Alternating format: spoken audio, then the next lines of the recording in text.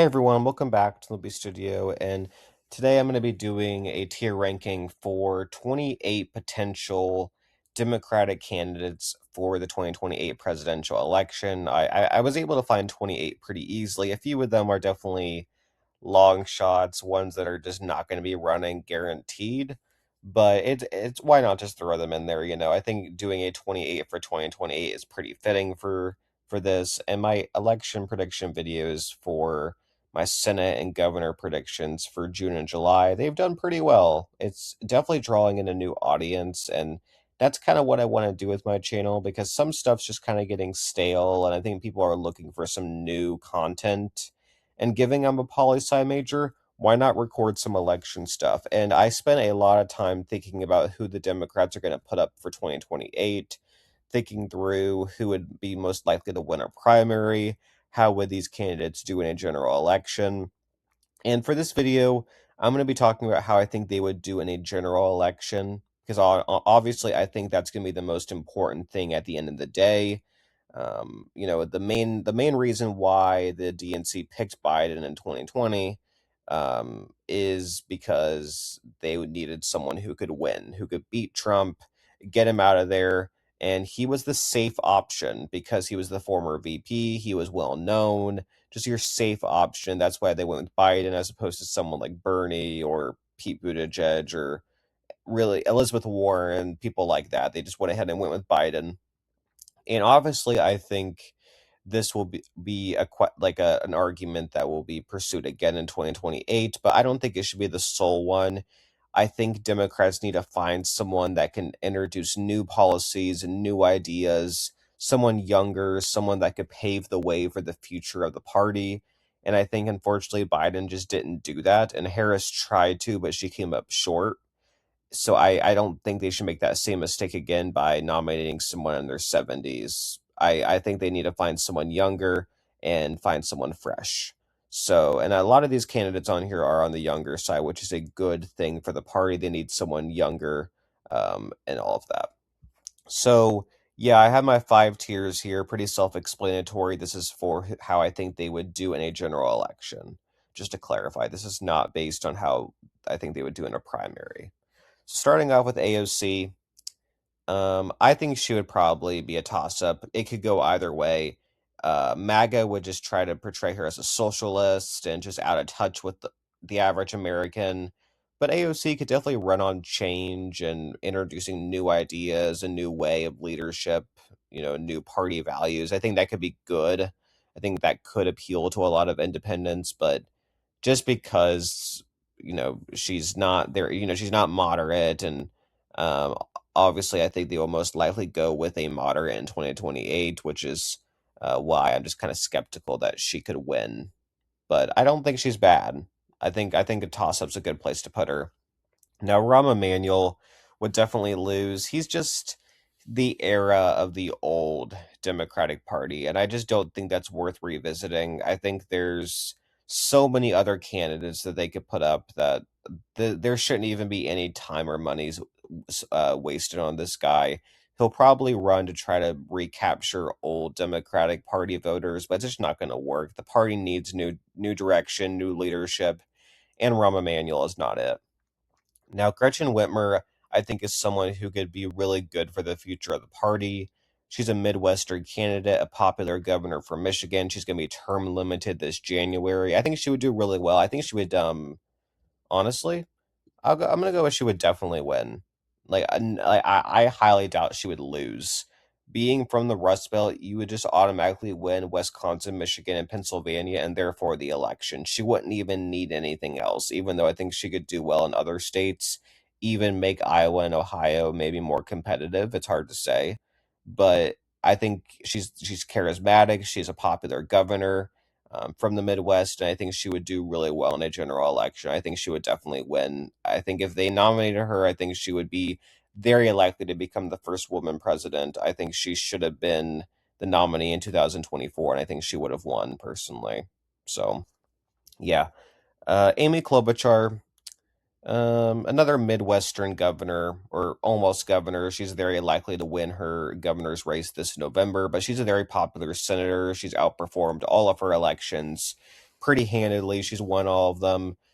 And obviously, she has to get through her governor's race this November. And I don't think she's actually going to run in 2028. I think that's too quick of a turnaround to go from a governor campaign to a presidential campaign.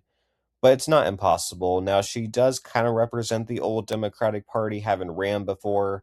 But I think she would probably win just from being from the Midwest, decently popular. I think she would be able to win the Rust Belt, and therefore the election. But I'm putting her below Gretchen Whitmer. I just don't think she's as strong as her. She's also not from a swing state, but I still think she would probably win. Andy Bashir would definitely win.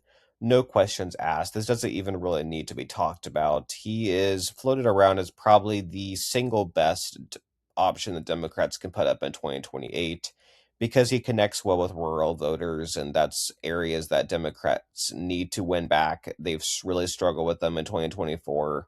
And I think Andy Bashir is the perfect candidate to cut into those really red areas. I mean, we saw him win twice in Kentucky, which is huge for a Democrat. And I definitely think he will flex that as he should. And while I don't think he would actually get anywhere in a primary, I think he would do extremely well in a general. And I think he would honestly be that one candidate that could win in a landslide. Like flip Iowa, flip Ohio, flip Texas, maybe even Florida and Alaska. He has a extremely high ceiling. Um, but I just don't think they'll actually nominate him. He's just kind of boring, and they're probably going to put someone more well known. He's just not super well known for most Americans. I think that's his biggest issue. Chris Murphy, I don't know much about this guy. I know he's a senator from Connecticut, and he's pretty strong on gun control. So I think he has potential, but he just doesn't have a whole lot of name ID. Not people don't really know about him. He's also from the East Coast, and I personally think Democrats either need to nominate someone from a swing state or the Midwest, not a coastal candidate. That's just kind of my opinion. So I think it would be a toss up. I think he could be appealing to independents, but I'm honestly just not sure. I need to see him get his name out more and get his name into people's minds. It's gonna be the same with Chris Van Hollen. Both of these candidates are more progressive. Chris Van Hollen is a senator from Maryland, I'm pretty sure. But I don't. I know even less about him. I went ahead and just put them on here because they were on the Wikipedia page. But they're coastal Democrats. They're more progressive. Same with AOC. AOC just has a lot more name ID. I'm just kind of unsure about these two. I think they have potential, but I don't know if they would win. That's why I'm leaving them in the toss-up category. Cory Booker, he ran in 2020, and I think he would probably win. I think he has enough name ID. I think enough people know who he is. I think he would do well with black voters. He's kind of boring, but um, I still think he would probably win. Not by some impressive margin. Like he wouldn't. I don't even think he would carry all the swing states, but I think he would at least carry the Rust Belt and maybe Georgia just by getting good black turnout. Not a super inspiring candidate. I don't think someone like him is who the party should go with. It's the same with Amy Klobuchar. I think kind of these two in the probably win category. I think they would probably win. I just don't necessarily think they will be all that great for the future of the party as far as inspiring the voters. Alyssa Slotkin would also probably win solely just by being from the Rust Belt, being a senator from Michigan. I don't think she's super well liked, but I think enough people would just vote for her there, especially with 2028 just going to be a bluer year. I think she would just probably just win the Rust Belt, but another candidate that I just don't think would really do well anywhere else. Like, I don't see her really appealing in the South per se, but I think she would do well in the Rust Belt and to probably just go ahead and win the election. JB Pritzker is a pure toss up solely because, as good of a governor overall as he seems to be, and pretty popular too, I just don't know if the average voter is going to want to vote another billionaire into the White House after what happened with Trump, especially because Trump's not popular now. He's not going to be popular at the end of his term. So I'm just not sure if the average voter is going to want to put a billionaire into the White House again after what just happened. But he has potential. He's not a bad governor. He's not a bad candidate. But I'm just kind of conflicted as to whether they would vote him in. But because, he has money, I think he could really get his name out there, really, do a number on ads against whoever the Republican is. I think that could be pretty effective. And I think he would probably do pretty well in the Rust Belt. I don't know about other areas, but I know a candidate that I think could probably win the Rust Belt. I'm just kind of skeptical because he is a billionaire. Gavin Newsom is another toss up. And I think, like JB Pritzker, he does have money, he's charismatic, and I think that can go a long way in politics. He also just has the look of a president. Now, I don't think he's a good candidate by any means, but I think just by being charismatic and having name ID, I think he could probably win over enough independent voters just to win. But I'm still kind of skeptical because he's from California. He has the image of just kind of being like a slick car salesman, and that might turn off a lot of independent voters as well. And I just don't think he's really a good candidate. Honestly, I don't think America would actually change under his leadership, and I think we need someone who actually bring change. And I think Gavin Newsom would just kind of be a lot of the same old, not actually good for the future of the party or for America's future, honestly. But I think he could win. We'll leave him in the toss up category. Hunter Biden would definitely lose. He just showed up on the Wikipedia page for the 2028 election in the Democratic primary section. He's just kind of a shits and giggles candidate. He would just automatically lose just because he's Biden's son who's a felon, or like, like, I don't know. It's just, I just don't think he would be good with all of his scandals and all of his issues and everything. I just don't think he would be a good candidate. I think most Americans would just not vote for him, and they would just go ahead and vote for whoever the Republican is, even if they're super disliked. I think they would. Who would want to vote for Hunter Biden? Nobody. Nobody. It would be a landslide, in my opinion. I think that's the one candidate they can landslide against is Hunter Biden, and that's saying something. I know he's not a felon. I know that or not Trump, Biden pardoned him, his father, but I mean, come on now. He's still a criminal at the end of the day. So, okay, James Tallarico. Obviously, he has not won a statewide election yet. He has not won the Senate seat, and I'm not exactly sure if he will, but he could go ahead and run in 2028. I mean, we saw Beto run in 2020 after losing in 2018. He never gained traction, but this is for a general election, and I do think Tallarico would probably win, being from Texas, being strong with Latina voters, winning back a lot of them. I think he would do well. He's young, he's charismatic. I think he has all the pieces there that I think he would probably win, even if he loses the Senate election this year. And that, to me, I don't think he would go ahead and run right after winning the 2026 Senate election. I think he would only run if he somehow lost, got close, pulled another Beto.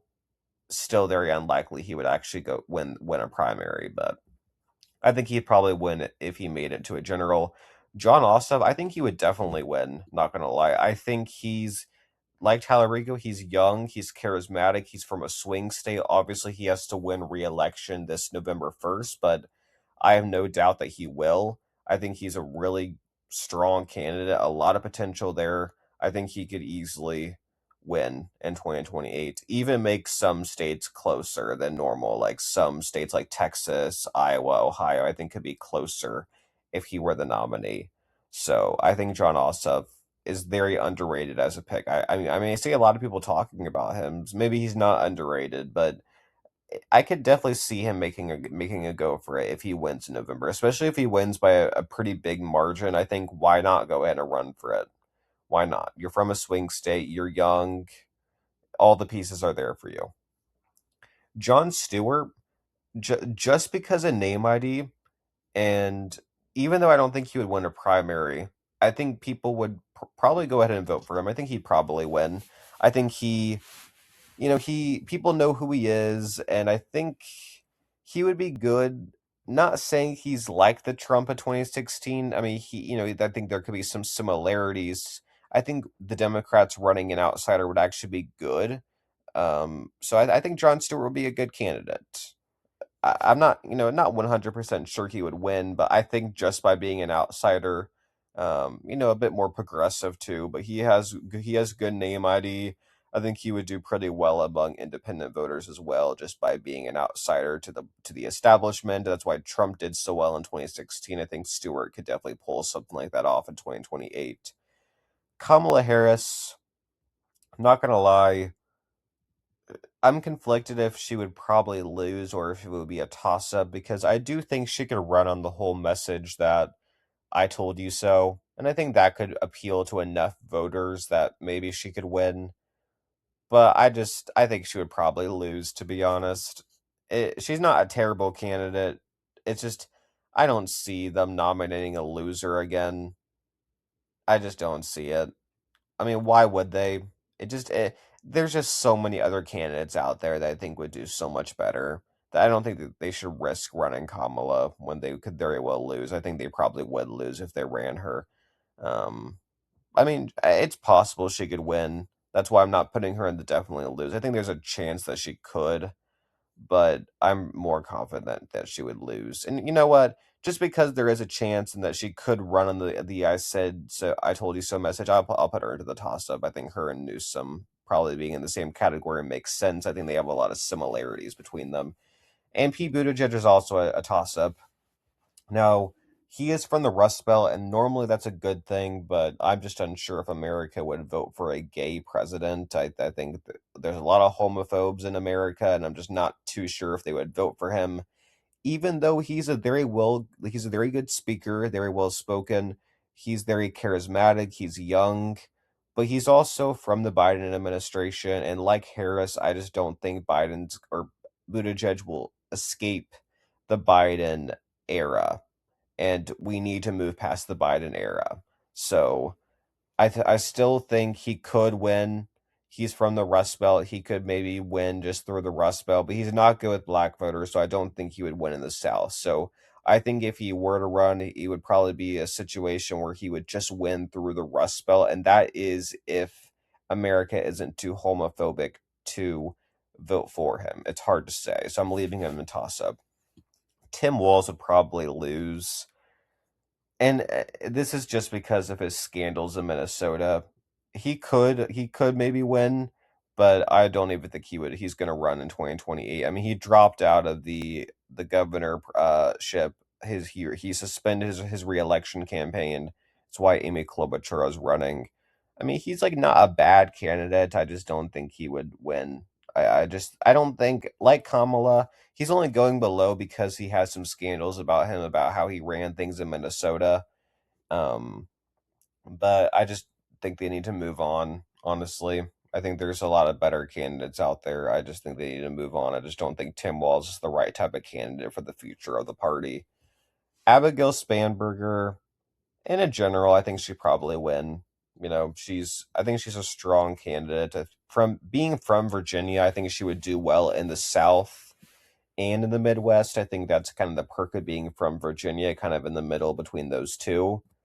And I mean, so far her approval rating isn't great in Virginia, but to be fair, she has been pushing for a lot of aggressive policies and changes, and it could very well get better, as these changes get into place, especially if there's a blue wave. I think her approval would increase a lot.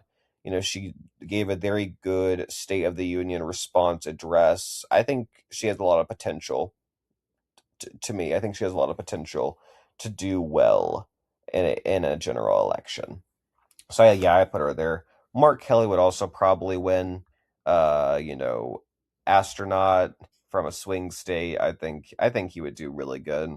Nothing else needs to be said there.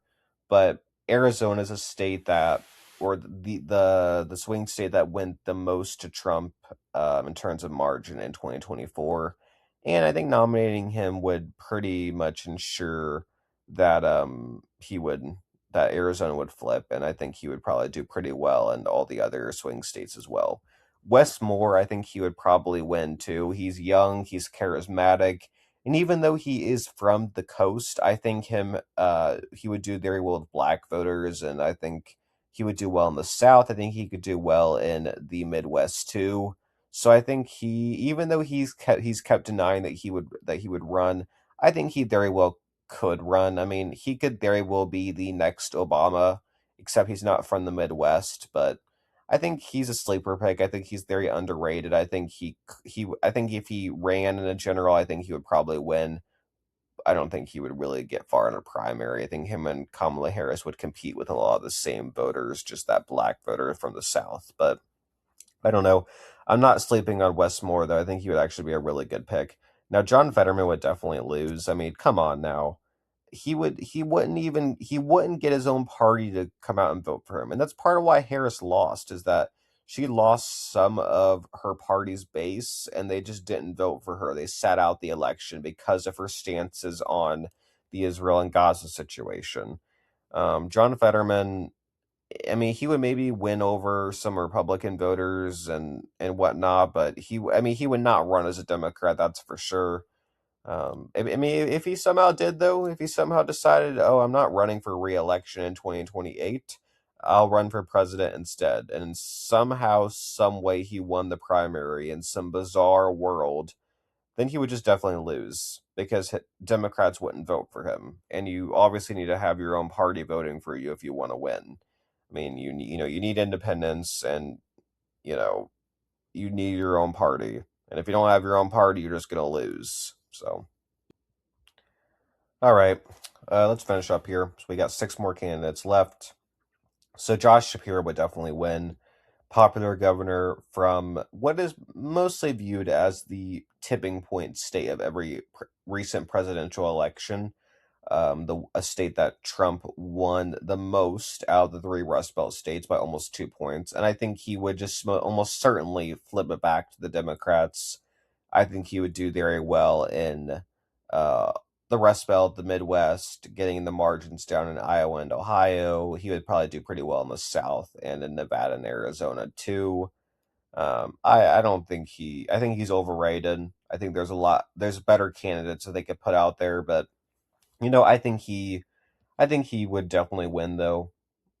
Just as a pure general electability candidate, I think he's great for that. As an actual like good candidate for the party's future, new visions, everything, I just don't think he's that candidate.